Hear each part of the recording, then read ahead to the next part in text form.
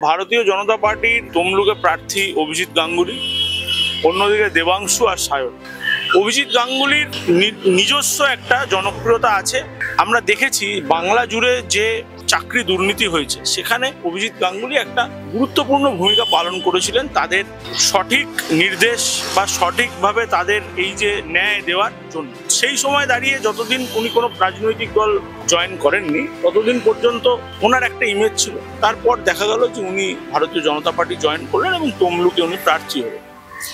একদিকে অভিজিৎ বাবুর নিজস্ব একটা ক্যারিশমা, অন্যদিকে এটা তো বলতেই হয় যে তমলুক এবং পূর্ব মেদিনীপুর এই জেলায় শুভেন্দু অধিকারী এবং শিশির অধিকারীর একটি বড় ভূমিকা আছে সংগঠনের ক্ষেত্রে। তো স্বাভাবিকভাবেই এই দুয়ের যে মেলবন্ধন, এই মেলবন্ধনে ওখানে ভারতীয় জনতা পার্টিকে অনেক এগিয়ে রাখবে। শুভেন্দু অধিকারীরও নিজেকে প্রমাণ করা যে পূর্ব মেদিনীপুর মানে অধিকারী গড়, সেই গড় রক্ষা করার একটা দায় শুভেন্দু অধিকারীর আছে। সেই কারণেই তিনিও তার 100% এফার্ট এই তমলুক আসন ছিনিয়ে আনার জন্য তিনি কাজ করবেন। তো স্বাভাবিকভাবেই তমলুক লোকসভা যে কেন্দ্র, সেই তমলুক লোকসভা কেন্দ্রে সিপিআইএমের যে প্রার্থী তরুণ আইনজীবী সায়ন, সে খুব বিশেষ লড়াইতে নেই।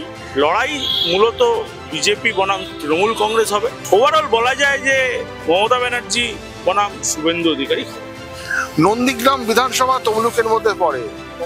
দেখো, বিধানসভায় এটা আমরা দেখেছি যে রাজ্যের শাসক দলের প্রধান, রাজ্যের মুখ্যমন্ত্রী মমতা বন্দ্যোপাধ্যায় এই নন্দীগ্রাম থেকে পরাজিত হয় এবং তাকে পরাজিত করেন শুভেন্দু অধিকারী। তো স্বাভাবিকভাবে শুভেন্দু অধিকারী টেস্টেড এবং শুভেন্দু অধিকারীর যে রসায়ন, সেই রসায়ন সবসময় আমরা দেখেছি যে জয় কিভাবে ছিনিয়ে আনতে হয় সেটা শুভেন্দু অধিকারী জানেন।